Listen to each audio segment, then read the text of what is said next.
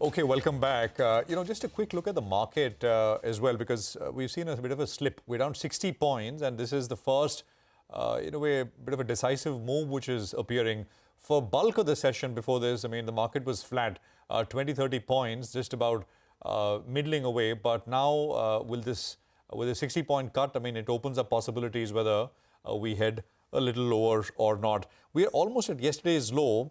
And yesterday was a big candle. I mean, between the high and the low was a big range. The low was 18,060, and we're at about 18,090. That typically, I mean, if you are looking very short term, would be the first reference point that you'd want to go with. That 1860 level holds. So just a couple other points. I mean, what's happening really is that pharma and metals for the second straight day are doing pretty well. We'll talk more about this. The other point is that underlying market breadth, which has, of course, deteriorated a little bit in the last 15 minutes or so, still remains pretty decent, notwithstanding these moves that you're seeing intraday. I mean, the intention and, of course, the impulse has been to try and buy and not sell. What's happening in the U.S. Sort of Treasury futures market is also interesting. The U.S. 2-year, for example, jumped overnight. That is kind of paring back some of those gains. And this is important because the rates market is the most sensitive to Fed pricing, etc. The Chinese stocks are once again firmer. Yesterday, of course, the Hang Seng was up 5. The Hang Seng Tech Index was up some 7, 7.5. There were those rumors about China reopening. And I think maybe the rumors have not gone away completely because Chinese stocks are up once again. And, of course, later today, we have the Fed decision. Are markets really expecting a pivot? I'm not sure. But if they are, I mean, more likely than not, a meaningful pivot perhaps is going to be a very high bar to achieve. Remember, and we've said this before, the market in the US has done very well, 10% in the last 13 trading sessions or so. So it's going in with gains. So any sort of meaningful downshift, perhaps some of it at least is priced in with these gains that we've already seen. And this is a point I was making earlier in the morning as well. 18,092 on the Nifty, about 0.25% or so. Is the change that we have on our hands. Let's come back to specific sectors, etc. And let's talk about auto sales, which have come in for the month of October.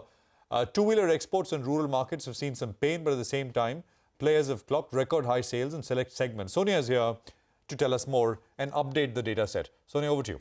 Thanks a lot for that. So there are some big trends that we noticed in the month of October. One of them is that a lot of these premium companies have done exceptionally well. Now, M&M's auto sales were very strong this time around because of the premium SUVs that have done well. But it's the tractor sales that really stood out for me. Record high tractor sales for M&M, indications that the rural markets are coming back to normalcy. Talking about premium sales once again, Eicher Motors reported a record high Royal Enfield sales this time around, a good improvement even on a month-on-month basis. TVS Motors saw a sharp surge in the electric vehicle iQube sales, which have done exceptionally well for them.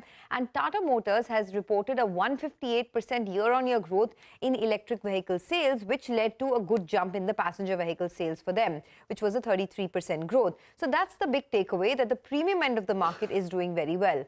On the flip side, there are still some problems in the two-wheeler space, especially with two-wheeler exports and some of those that have presence in the rural markets. Hero MotoCorp, for example, the total sales were down 17% year-on-year because of, the rural markets have not returned to normalcy in the mass market segment. And Bajaj Auto still facing some problems as far as exports are concerned. Exports are down 31% year-on-year, and the management indicated that it will take a few more quarters before normalcy returns to the export market. So that's the big takeaway, really. The premium end of the market continues to do well, while exports and the rural end is still sulking. All right, Sonia, thank you so much for making sense of some of these auto sales that came in yesterday. With that, let's move on and talk about LIC Housing Finance delivered a weak set of Q2 earnings. Abhishek Kothari is here with all those details. Abhishek.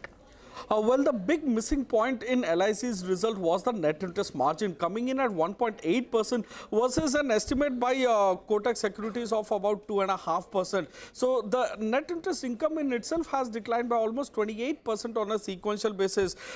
Just to put the number in perspective, net interest margin was at 1.8% when compared to 2.54% in the previous quarter and about 2% in the same quarter last year. Interest income has declined by 3.8% sequentially sequentially. This is despite the fact that disbursements grew by 10.5% on a sequential basis, and there was an AUM growth of about 2.6% on a sequential basis. So the PNL, both in terms of NI and PAT, has been below our poll. PAT has come in at about 305 crore. We were working with a number of more than 830 crores. Morgan Stanley has written on LIC Housing Finance, wherein they have an underweight rating and a target price of 375 per share. They say that, the PAT is 70% below their own estimate, driven by the fact that NI miss was about 34% from their own number. So provisions were 72% higher than Morgan Stanley's estimate, and loan growth was in line with their estimate, given the fact that, home loans grew by 15% on a YOY basis. Back to you. Okay, all right, Abhishek, thanks very much for that. In fact, the LIC Housing Management is, however, positive on recovery. They said that there should be a sequential recovery that you should probably see in the numbers, and for net interest margins probably inching back to 2% versus 1.8%, which they reported in this quarter. But there's another disappointment this time round within the broader market numbers. Chambal Fertilizers, that stock is down around 5% sharp worsening in terms of margins. Sonal, tell us more. Well, a couple of reasons why this happened this time around, but running you through the numbers first. Revenue growth was strong at 92% on a YY basis, but EBITDA declined 40% to come in at 445 crore rupees, leading to a margin decline of 1100 basis points and a profit decline of 45%. Now, as I said, a couple of reasons for this margin decline. There was a one-time margin loss on PNK Fertilizers to the tune of 240 crore rupees, and this was because of a couple of reasons. First, there was substantial increase in prices of imported fertilizers. There was a negative forex impact because of that, and there were some losses on DAP subsidy which were carried forward from the last year. Additionally, there was also working capital pressure because subsidy payments were delayed for the company, and this also led to a 60 crore higher interest cost for the company this time around, leading to an impact on profitability as well. This is about numbers. Company has also made an update on their expansion plans on technical ammonium nitrate project, where they will be increasing capacity by 20,000 tons to 2.4 lakh tons per annum, and revision in the estimated project cost is also there, upwards of 500 crore rupees to 1645 crore rupees, and the project is estimated to be completed in next 34 months. So there is an update here, but definitely Street has not liked the numbers, and a sharp fall in the stock price is what we are seeing today. Okay, all right, Sonal, thanks very much for that. So that's on Chambal Fertilizers at the low point of the day. For the markets, there's a little bit of profit booking which is seeped in. Nothing to write home about, still in tentative position, wait and watch in terms of what the Fed could report. Welcome back. You're still tuned into Halftime Report on CNBC-TV18, and it's a good time to get a technical check on the markets. Pradesh Mehta of Yes Securities is joining us now. Pradesh, what are your individual technical picks in a market like this? See, first of all, Nifty is trading about the peak of month of April, but that cannot be. But when we look at our customized top 10 Nifty index, it is trading well below it. So there is divergence in this case. So in this kind of scenario, I'm not comfortable with the way Nifty is trading right now. We need to be cautious, right? Not to get carried away by the strength we have seen in recent days. So private bank index is a big, sort of throne right now. It is not moving past, sustaining over the peak of September. Weakness could set in the private banking space. Within that space, within that index, Kotak Bank looks weak. And in fact, for the entire year, the stock has been struggling to surpass 2000 levels. So from this point onwards, we can see further weakness setting in. Kotak Bank and go below 1800 levels. And the second stock that we are bearish on is HUL. Again, we have seen a FMCG index struggling in last few sessions. But thereafter, when we look at the leader of the pack, HUL is has given a bearish turtle breakdown on the Pontifical charts. So I'm expecting further follow through, more downside. At least a move towards 235 is expected. All right, Pritesh, thank you very much for that. I mean, we'll take a quick break here. The market's right there, not doing very much, down 60, not quite at the day's low, but almost there. Weaker than when we started. We'll take a break. On the other side, we connect with the management of Fusion Microfinance. They're coming up with an IPO. So we've got a discussion going. Our colleague Abhishek Kothari will also come into the studios to take some questions. We are back with all of that in just a bit. Back. Well, it is IPO season, and we have Fusion Microfinance, a microfinance company which has opened for subscription today. They are looking to raise close to around 1100 odd crores. We have with us the MD and CEO of Fusion Microfinance joining in to discuss this particular IPO, and we have Abhishek Kothari joining in to take us through the interview as well. Abhishek, over to you. Thank you, Ekta. Welcome, sir, to the show. My first question is that if I take a look at your historical return ratios, now they are on the lower side. It jumped up in Q1 FY23, but that is just ahead of the IPO. And with this fundraise, ROE can get suppressed again. So what is a sustainable, ROE and ROAUM, that is return on asset under management, that you foresee? Thank you, Abhishek. It's a pleasure to be here. If I take you back, if you look at our 12-year history, we have been growing since beginning. And then if you look at the last 5-6 years, there has been some cycles. If you take out some of these outliers, and if I can share some of the data with you, on an adjusted return on equity has been the last 3 years has been average around 15%. And but though we had to do some provisioning because of the COVID, and ROA also, if you look at the adjusted ROA, will be in the around 3.5. So what we are now saying is that we are behind. All the the provisioning, everything has been behind us. We have grown from 3,600 crore of portfolio in March 2020 to 7,400 crore of portfolio in June. So we believe, and as you rightly mentioned, we have made 75 crore of profit. ROA in the first quarter is around 4.1.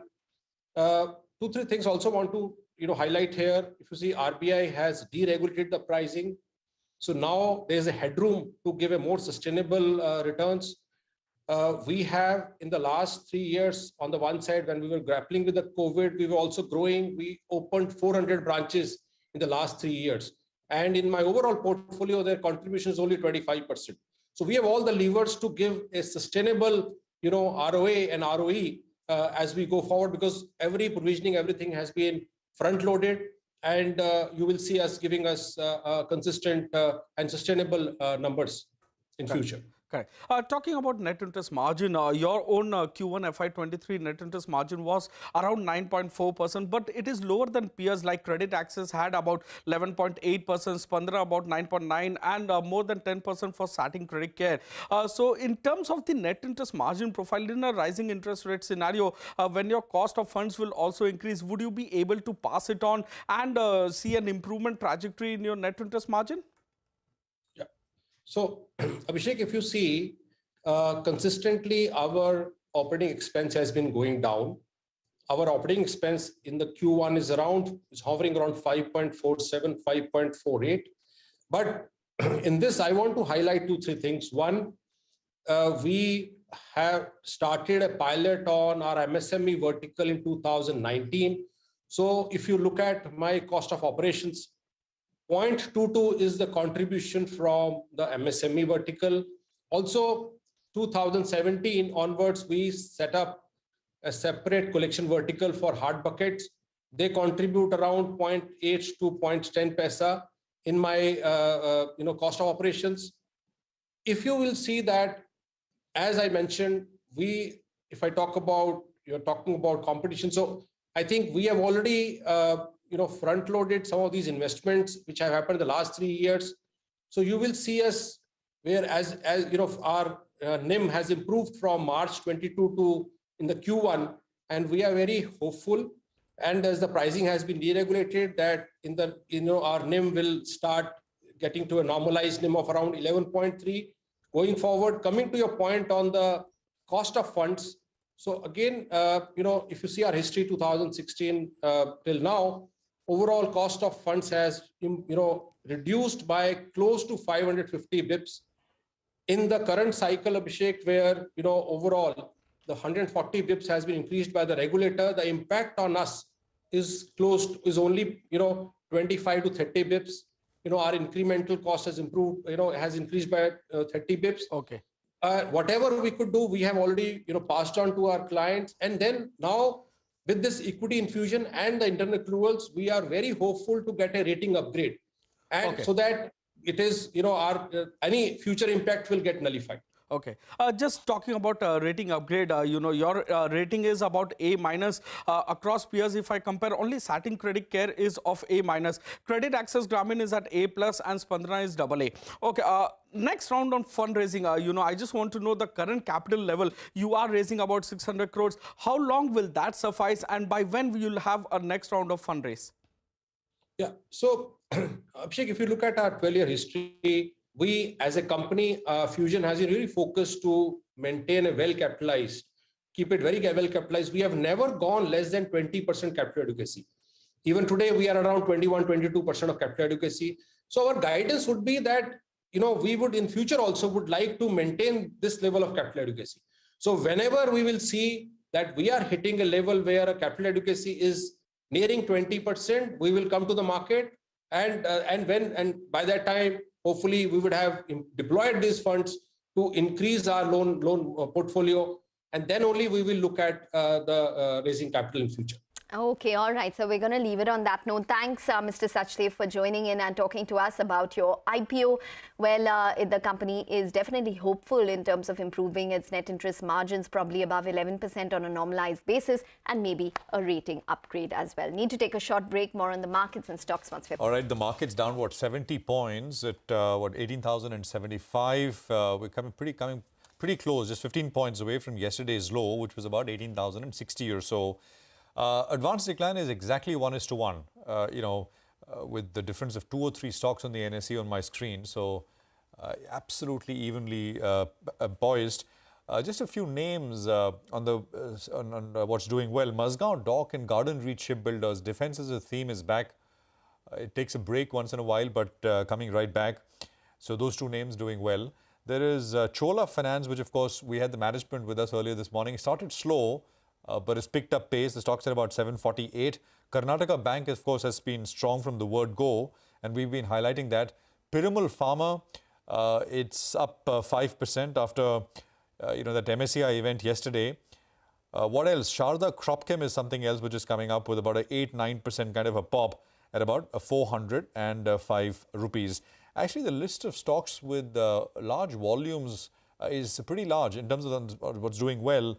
But a lot of these names, I mean, these are smaller names, small caps, I guess, which are being bid up. There's lots there actually, and I'm not going to go into a bulk of them, but I think the bigger ones I have highlighted in terms of what is doing pretty well. On the losing side, of course, the big one is LIC Housing, as we've been highlighting all day. We'll slip into a break, more on markets, more stock-specific action on the other side. Well, let's see whether we manage to hold on to 18,000 in today's trading session, because the Nifty is now down around 75 odd points. We have the Sensex, which is showing a cut of over 250 points at this point in time. Just want to point out, however, that there are a couple of stocks which are managing to buck the trend and are being rewarded for good numbers. So Karnataka Bank would be case in point. That stock is up 20 odd percent. It's been a fantastic quarter in terms of asset quality for Karnataka Bank this quarter. Slippages have come in at around just about 300 odd crores, which is down close to 47% on a Q1Q basis. Gross NPA ratio, annualized slippage ratio, has come in at around 2.02% versus 3.9% on a Q1Q basis. So strong performance which has come in terms of asset quality for Karnataka Bank. Well, with that, it's also a wrap on Halftime Report. This is Lunch. Up next.